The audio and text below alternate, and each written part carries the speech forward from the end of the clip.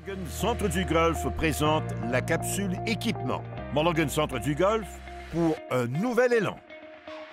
Salut tout le monde! Deuxième chronique équipement sur les fers. Et Sylvain, on s'attaque à la catégorie perfectionnement. On est vraiment entre deux mondes. On veut offrir de l'indulgence, mais aussi de la manœuvrabilité pour les golfeurs. Oui, et de nos jours, ils ont très bien réussi. La plus belle preuve, le nouveau fer M5 de TaylorMade. Oui, alors pour ceux et celles qui ont écouté la chronique de la semaine dernière, c'est la version plus petite des fers M6. Exactement. Un look recherché par les meilleurs golfeurs, mais quand même très permissif. On propose la nouvelle technologie SpeedBridge située derrière la face et qui permet de renforcer la structure entière de la tête comme jamais auparavant. De plus, elle permet d'amplifier l'efficacité des technologies SpeedPocket et du cône inversé. Oui, et étant donné que ça vibre moins quand l'impact n'est pas tout à fait centré, bien, les autres technologies font un travail plus efficace. C'est logique.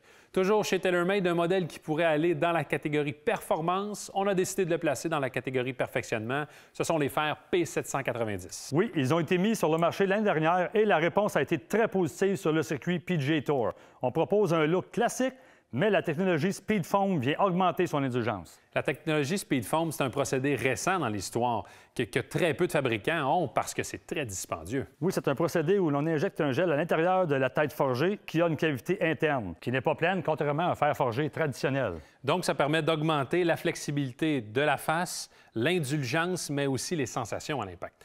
Maintenant, du côté de Titleist, l'année dernière, on avait fait de la place au nouveau fer 718 AP3 entre les AP1 et les AP2.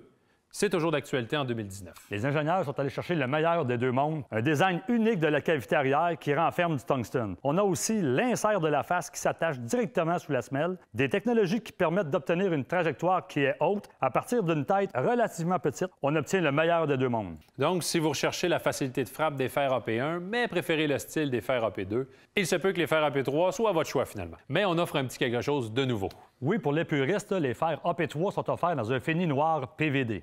Le noir est de plus en plus populaire pour les gens, peu importe la catégorie de fer. Si on se dirige maintenant du côté de Callaway, Sylvain, on a amélioré la version Apex. Oui, surtout de l'intérieur. On travaille différemment avec les procédés pour rendre le produit plus performant.